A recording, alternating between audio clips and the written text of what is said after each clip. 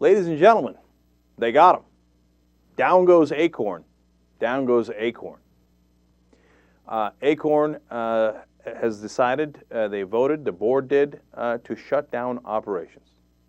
Acorn had 400,000 member families organized in 1,200 neighborhoods in 110 cities. So what did they do other than fixing the election for Obama? Now remember, the right wing went after Acorn. These guys are terrible and they're doing voter fraud, etc. Not one single case of voter fraud was proved or shown against Acorn.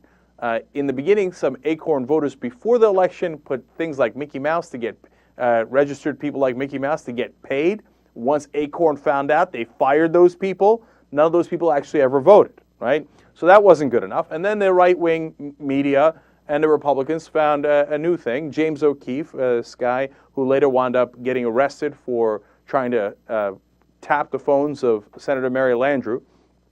That's a felony, by the way. He got arrested for that, but earlier he had dressed up in a pimp outfit and gone to Acorn offices and gotten advice on how to do prostitution, they claim. Now, the Brooklyn DA's office looked into it, and they said the video was heavily edited, and in fact, there was no criminal wrongdoing at all.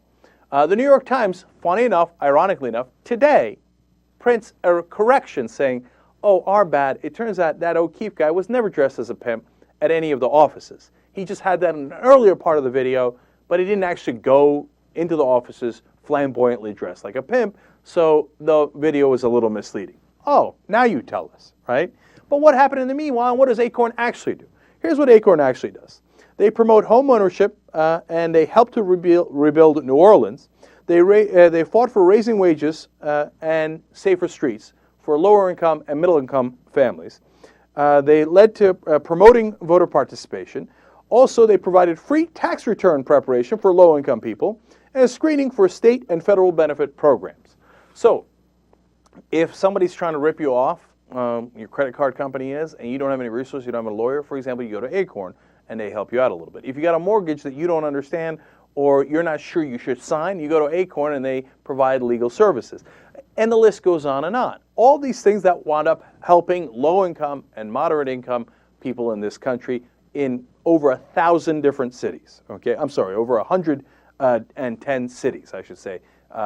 They had 1,200 neighborhood chapters, right?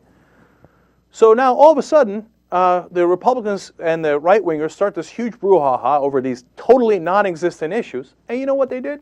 They introduced the legislation saying, let's cut their funding. And of course, the Democrats, being the weak, coward capitulators that they are, but it's not just that, it's worse. I'll get to that in a second. They voted with the Republicans. So they stripped Acorn of their money. Now, they went to court, and it would turn out to be a bill of attainder. They specifically attacked Acorn in a piece of legislation, which is unconstitutional. They won that case, but too late. The money's already gone. So they had to shut down because they don't have money anymore, and they can't pay people. So this organization that has been around since 1970, helping low-income and middle-income Americans, gone, wiped off the face of the earth because the Democrats let the Republicans walk all over them. Now, you say, wait a minute now, these guys, if they're registering low-income voters, historically, those voters generally tend to vote for Democrats. Why wouldn't the Democrats defend them? Well, there are two options. One is that they're craven and cowardly. That's the better option. I mean, you hope that the Democrats are that weak and pathetic, right? Because the second option is worse. What is the second option?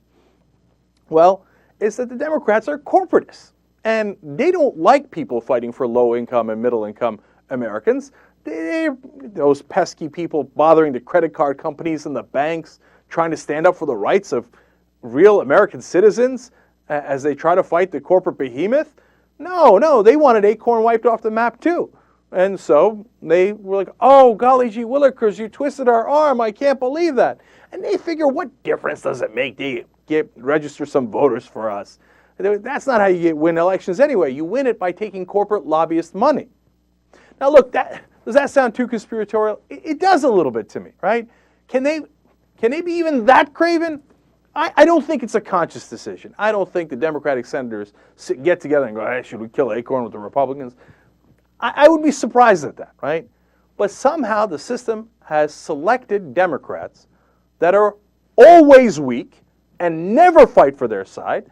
And conveniently, that winds up helping corporate America because you have the right-wingers who push to help corporations in every conceivable way, and you have Democrats who don't fight back. And then all of a sudden, look at that, low-income people, you no longer have an opportunity for any kind of legal defense or help or consultation, preparing your taxes. It doesn't matter, nothing. It's all wiped off the board, and hopefully you won't even be able to vote because you won't get registered, in which case, the lobbyist money will be even more valuable because you can't beat it with your votes. So the Republican Party has to be very happy about this turn of events. The right-wing media has to be ecstatic. They got a nice scalp of the guy that Glenn Beck or the organization that Glenn Beck put on the chalkboard most often as he did his lunatic screaming, say, Acorn, Acorn, Obama, Acorn, Democrats, Acorn, Van Jones. I love that he does that, and then they think, aha, case closed. So in this case, the case is closed. But the people that have to be the happiest are the guys that sit on the board of the banks. Like, oh, thank God. Low-income, middle-income Americans won't be helped anymore, and we can do any kind of damn contract we like and run their ass over. Thank God we bought those Republicans and Democrats.